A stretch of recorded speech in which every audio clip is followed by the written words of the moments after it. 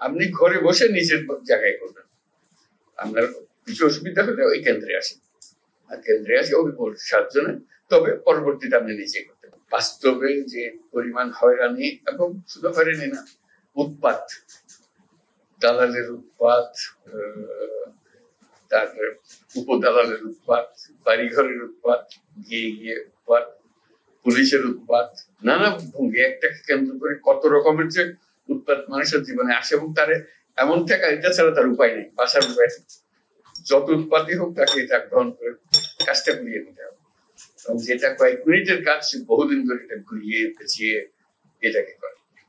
আজকে যেটা আমাদের মনের মধ্যে ছিল, যেটাকে যেহেতু অনলাইন সার্ভিসের কথা আমরা সবার সঙ্গে বলেছি, কথা বলছি, সবাই উৎসাহ দিচ্ছে, আমি মনে করছি কেন্দ্রীয় ভাবে একটা আনুষ্ঠানিক ভাবে প্রাতিষ্ঠানিক ভাবে এটা করা যাবে না। কারণ তো সেই চ্যালেঞ্জের ভিত্তিতে ফয়েজের সঙ্গে আলাপ করলাম, ফয়েজ খুব উৎসাহ দিল যে এটা পারা যায়।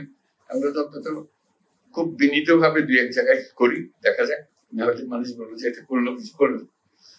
তো তারই প্রারম্ভ হবে আজকে, সেটাই জানা।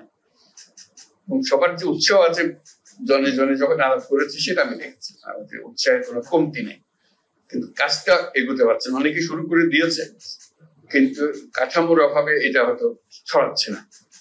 আমরা চাচ্ছি যে এটা একটা কাঠামোগত রূপ দিটা, যাতে করে এর মাধ্যমে উদ্যোক্তাদের মারফতে এটা আসুক, এবং সবাইকে মূল বিষয়টা হবে যে মেসেজটা আমরা দেবো, আপনি ঘরে বসে নিজের জায়গায় করবেন। আপনার কিছু অসুবিধা হলে ওই কেন্দ্রে আসেন, আর কেন্দ্রে আসে অভিজ্ঞ 7 জনে, তবে পরবর্তীতে আপনি নিজে করতে পারবেন। আপনি না পারলে আপনার ছেলে মেয়ে পারবে, যারা তরুণ তরুণী আছে তারা শিখে যাবে, 2-1 বারের মধ্যে শিখে যাবে, তাহলে একটা অসুবিধা হবে। সেটাই ছিল আমাদের সুযোগ।